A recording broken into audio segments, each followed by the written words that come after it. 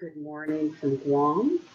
It's 8 o'clock uh, Guam time.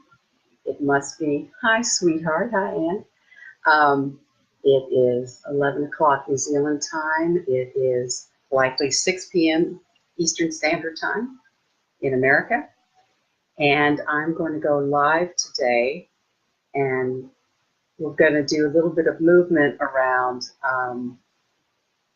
how do we use movement and dance to find deep rest. This has been a theme for, I know, many people, because our culture has us in perpetual motion and with many tasks, and many people have sheer exhaustion. There's so many contemporary um, diseases out there that are chronic conditions that seem to be a result of this go, go, go without the recuperation element. So perhaps what we'll explore first is a little bit of exerting, a little movement, and then a little bit of the recuperation cycle.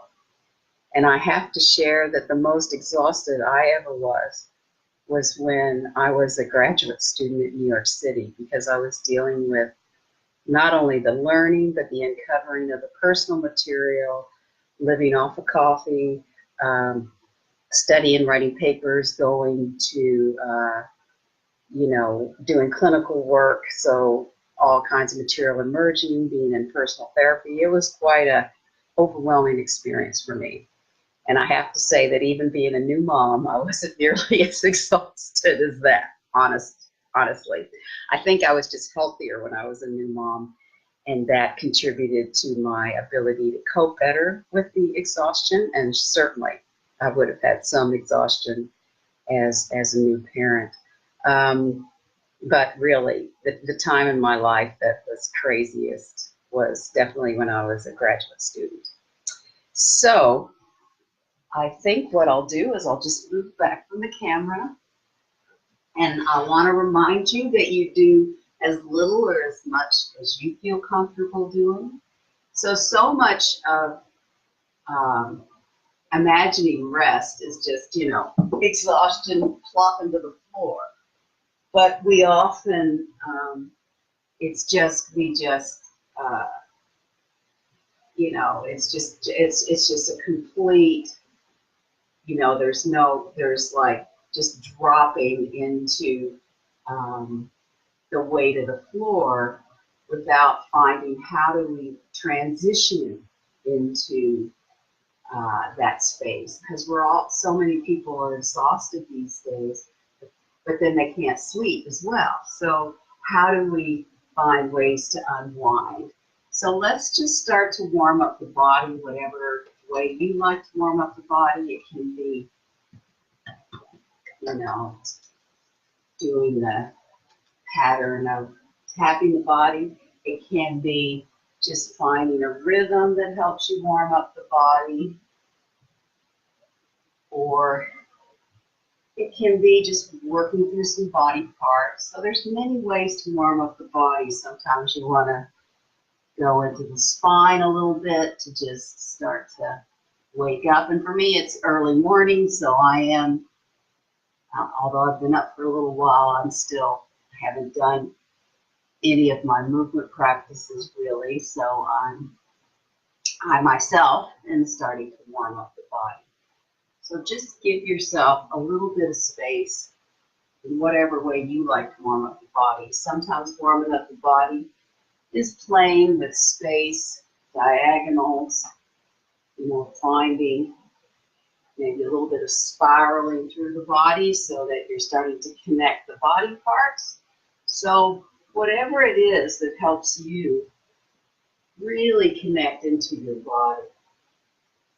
Actually, the word I needed earlier for when we're exhausted, we just do this collapse, and then there's sort of no transition.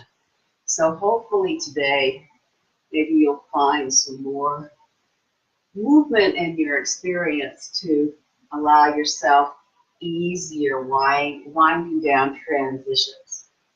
So anyway, whatever it is that helps you warm up the body, it could be Like I'm just noticing that I'm really liking to find those spiral, curving, shaping pathways. So that's helping me find the connections into my legs, into my arms. So that's the way that's helping me warm up. And now I'm wanting to shake it out a little bit. And for me, it's just getting that energy moving in the body. And, you know, we talk a lot about, you know, in our health-driven culture, we talk a lot about, you know, having movement and exercise in your life. But on some level, we don't support the deep rest that we really need. And people, restorative yoga see that in those kind of classes. And so doing some of those restorative poses can be just life-saving. I mean, they're life-enhancing, really. Just very life-giving. Because especially a lot of us women have been taught or encouraged to be multitasking all the time and multiple roles. And so that's how we've been told we can have it all. So I'm just suggesting that we find a way to really warm up the body and maybe go into something a little bit vigorous, okay? What's vigorous to you right now? And just go into that, you know, and see what emerges. So for me, I'm kind of having a shaking experience because I had an email that gets me a little frustrated and I'm trying to sort my response, and sometimes doing a little bit of movement practice really helps me to sort my response instead of reacting. Because when email first came into being, people would send them back and then they'd get misunderstood. So when you have a more challenging email, it's a good idea to take time away from it before you respond. So that's just a little piece of wisdom that is in my life at the moment. So anyway, I'm just really finding this shape. And then you go to the edge of whatever your vigorousness is. And I feel my heart rate has moved up a little bit. And then how do I come out of this vigorousness? You know, it can be just keeping the shape of the movement and slowing it down. Or it can still be in the speed, but maybe taking it lower to the ground. So there's sort of many ways that you can find that you can slow it down. And maybe if you've been far-reaching in your movement, maybe the recuperation is just bringing the movement closer to the body. For me, with the vigorous shaking, I'm just smoothing out those edges and still in a little bit of the same shape. And then as I slow it down, I can connect into my breath. And then I start to feel something different in my body, which right now I'm feeling my feet and the grounding on the floor. So that's where I'm really feeling it. So just let your body, how do you recuperate from that more vigorous movement? Sometimes it's obviously a time difference, but now see, I've got a little bit more energy sort of in the central core.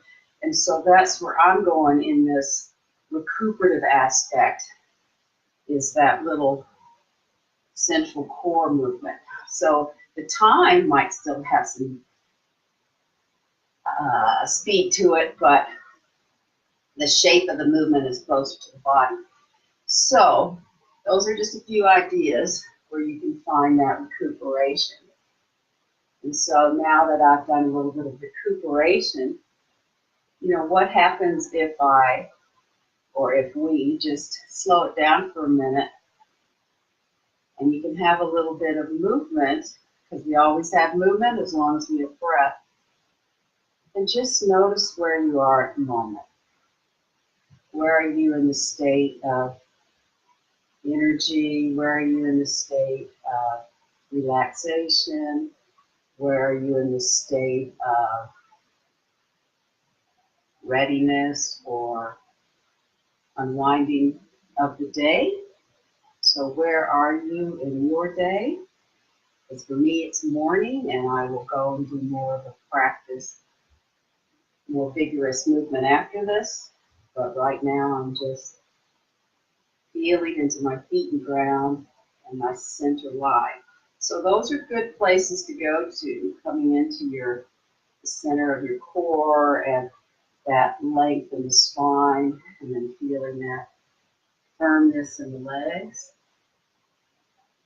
Then you want to go into at least a stage of starting to rest. And now I'm noticing that my body really wants to do some press, and that's probably something related to the ground.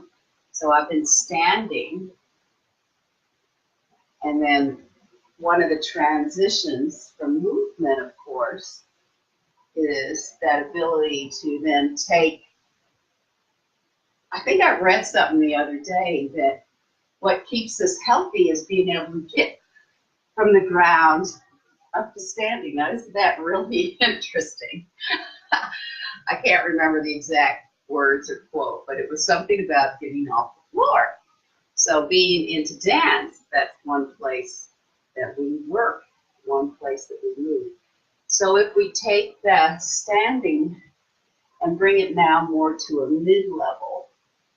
So if your mid-level is being on your knees, if you have, knee issues, like I happen to go into a store in the States, TJ Maxx, and find these little things for yoga, and they're great knee support if you need softness, or you want a yoga mat or pillows on your knee.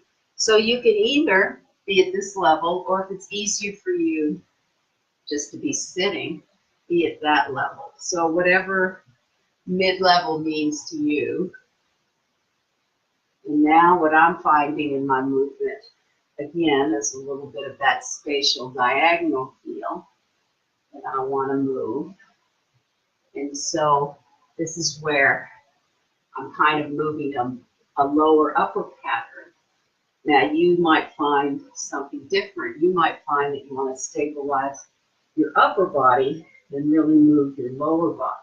So if your legs are more needing to stretch out, maybe you want to do and be in some pattern like this.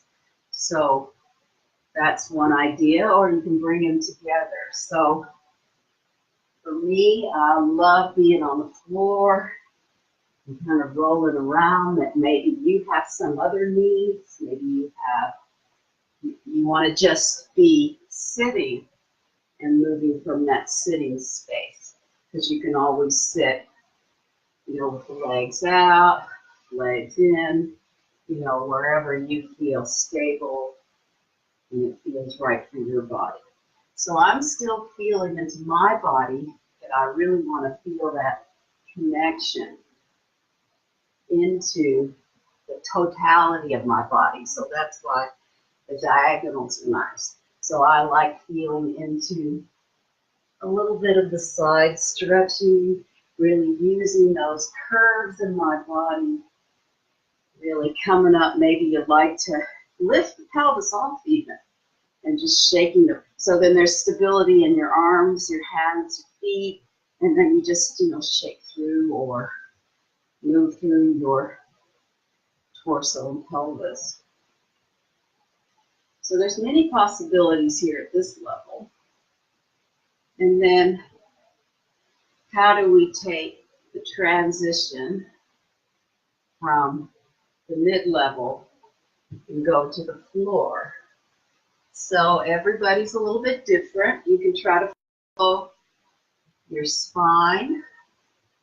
Maybe I'm leading with my head right now. But just notice how you often transition from sitting to lie down. And what's so nice about using diagonals in dance and movement is really giving yourself that space to find the floor, or to find the bed, or to find the couch, or wherever you want to lie down. And so as I'm moving through my diagonals, I'm finding that, I can come lying down on my side. So you can play with what kind of movement do you find when you lie on your side. There's a lot of rolling and twisting I like to do on the floor. Maybe you've got some lower back things, so you can put a knee or a leg over one knee and stretch the other. So whatever movements you like, you can do stuff on your side, like, stretch out the leg or stretch out the foot, or just hold it and shake it, and stretch it, whatever feels good to you on your side. And of course, when we're on the floor, we've got our side space we can use. Sometimes I really like to be on my side and be quite vigorous because I don't want to be leaping and running around, but I can still get a lot of energy movement being stable on one side. So sometimes, you've got the whole side experience.